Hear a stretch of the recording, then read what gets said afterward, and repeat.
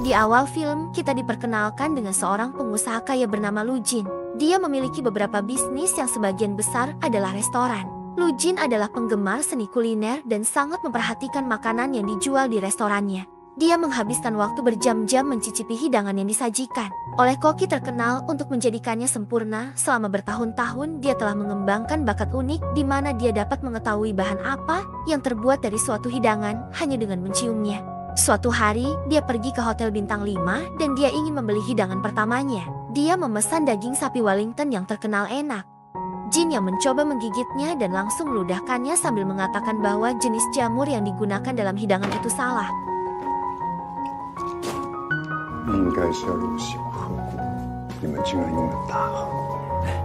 Pada akhirnya, kepala koki kehabisan ide dan merasa tidak berdaya. Staf juga tidak tahu bagaimana cara mengesankan seseorang yang pilih-pilih seperti Lu Jin.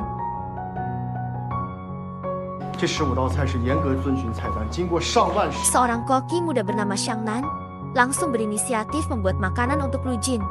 Meskipun dia baru magang, pengetahuannya tentang gaya kuliner dunia sangat sempurna.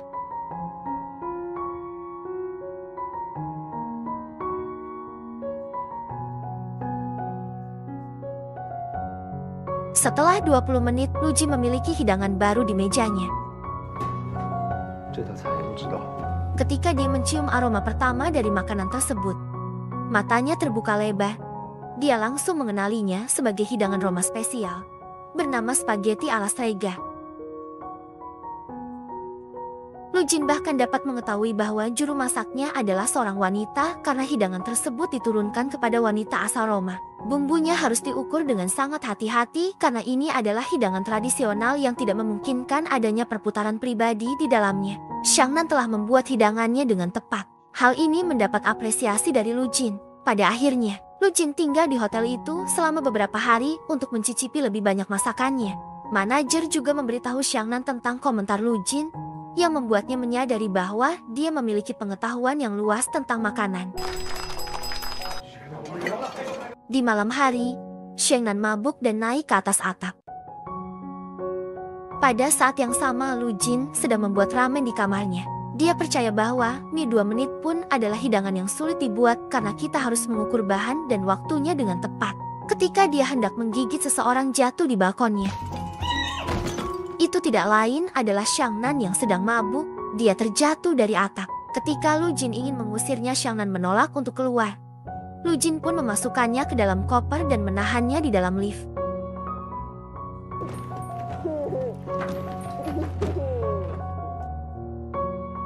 Kemudian Xiang Nan ditemukan oleh 2 orang anggota staf hotel.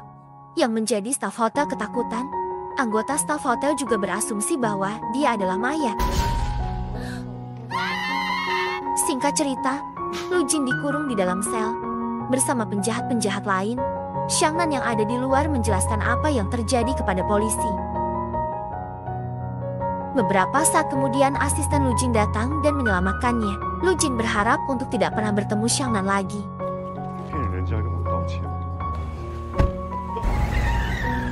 Tetapi keesokan harinya dia bertemu lagi. Mereka berpapasan. Xiang Nan sedang membantu beberapa anak-anak ketika dia secara tidak sengaja menyentuh sarang lebah. Lebah-lebah itu menyerang Lu Jin membuat wajahnya membengkak karena sudah muak dengan Xiang Nan. Lu Jin memberinya arloji yang akan mengingatkannya jika dia ada di dekatnya. Xiang Nan berjanji untuk melarikan diri segera setelah dia mendengar alarm.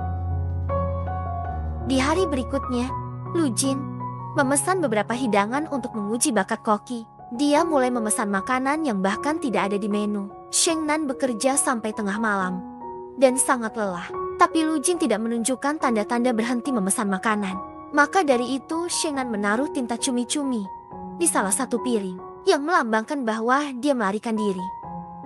Lu Jin pun mengerti pesannya dan berhenti memesan makanan untuk malam itu. Dia juga mengiriminya surat yang memintanya untuk menjadi lawan yang baik daripada melarikan diri. Keesokan harinya, Lu Jin harus muncul dalam sebuah wawancara. Pewawancara menanyakan pertanyaan kepadanya tentang skandal koper yang membuatnya tidak nyaman pada saat itu.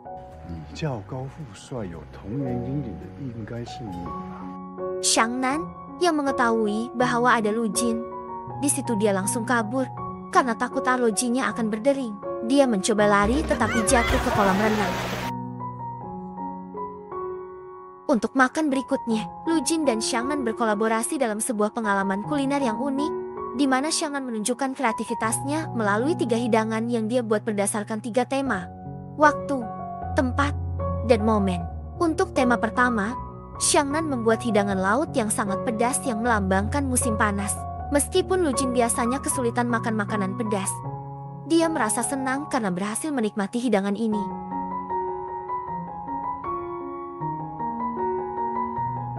Tema kedua, tempat hidangan kedua, menghadirkan aroma rosemary yang kuat, yang mengingatkan Lu Jin pada mercusuar di tepi laut. Dia menyadari bahwa ini adalah gambaran dari Shanghai, menciptakan pengalaman yang mendalam dan pribadi.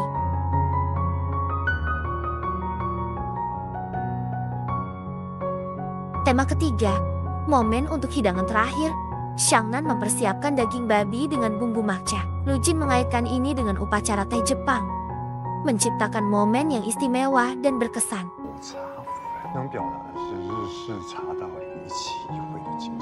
Kedua belah pihak sangat terkesan satu sama lain. Xiangnan dengan pengetahuan Lu Jin tentang setiap hidangan, dan Lu Jin dengan bakat Xiangnan. Tibalah di hidangan penutup, Xiangnan diminta untuk membuat hidangan asli. Ini adalah kue manis yang terbuat dari bahan-bahan yang biasanya berasal dari AS, Kanada, dan Inggris. Ini adalah 3 tempat yang pernah ditinggali Lu Jin selama bertahun-tahun.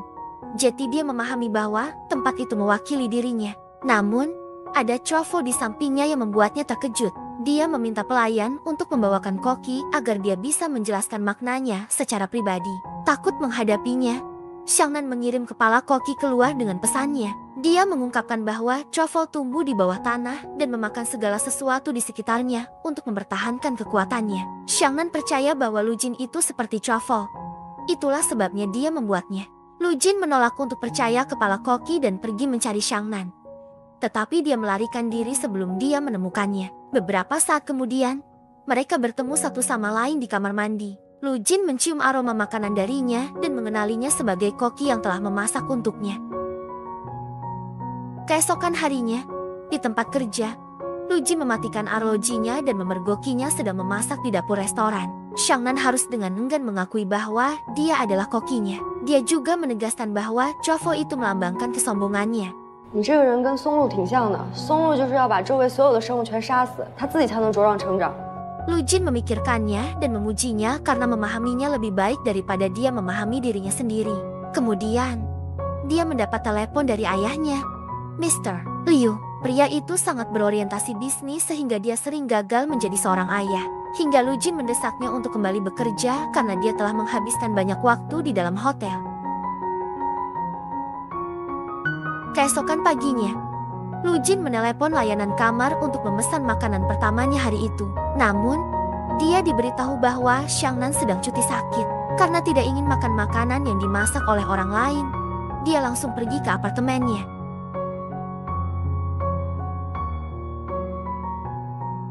Dia bahkan telah membawa semua bahan yang diperlukan sehingga dia bisa membuat hidangan yang dia inginkan.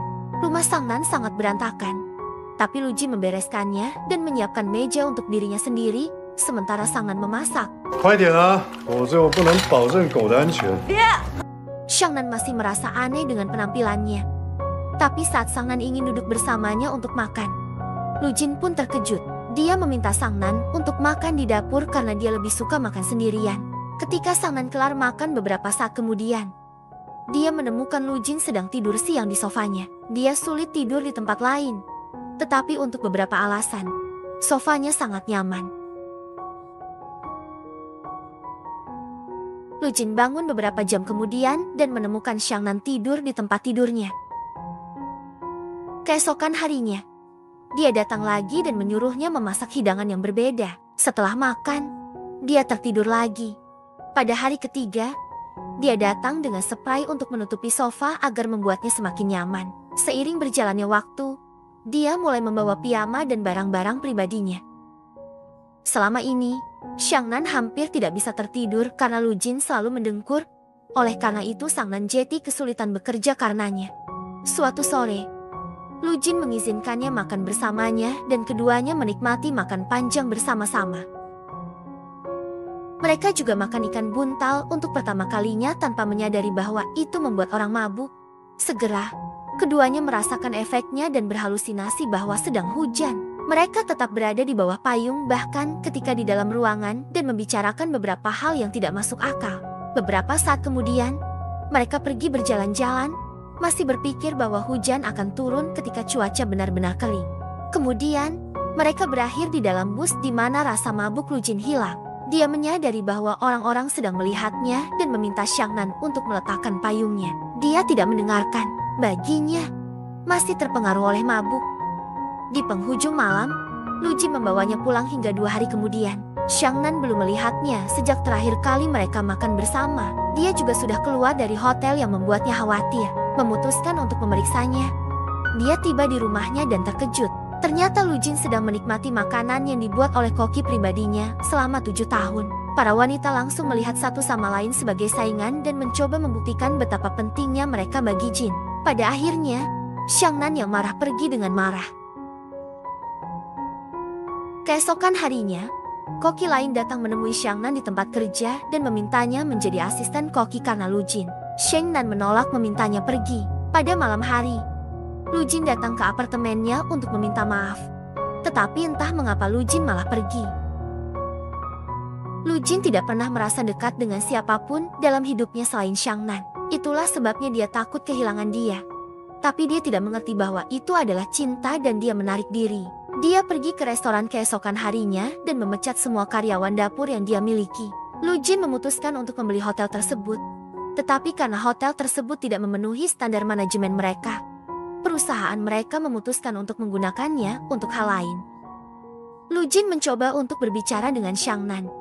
Tetapi dia tidak mau mendengarkan sepatah kata pun yang dia katakan. Saat makan malam, Lu Jin meminta kokinya untuk bergabung dengannya. Dia terkejut karena selama 7 tahun dia tidak pernah memintanya untuk makan bersama. Dia mengungkapkan bahwa dia hanya membuat 1 porsi seperti yang selalu dia lakukan.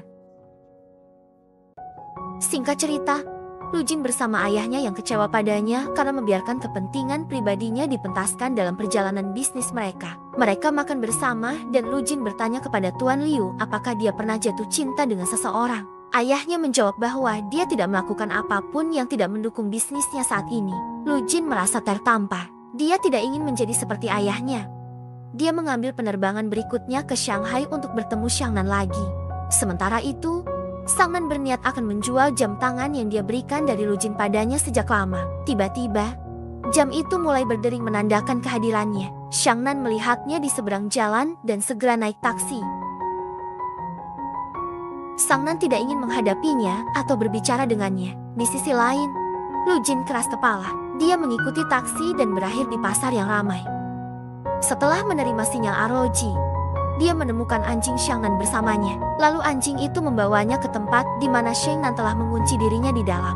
Dia menolak untuk berbicara dengannya. Tetapi ketertarikannya memuncak ketika dia menyebutkan bahwa dia adalah satu-satunya teman yang dia miliki dalam hidup.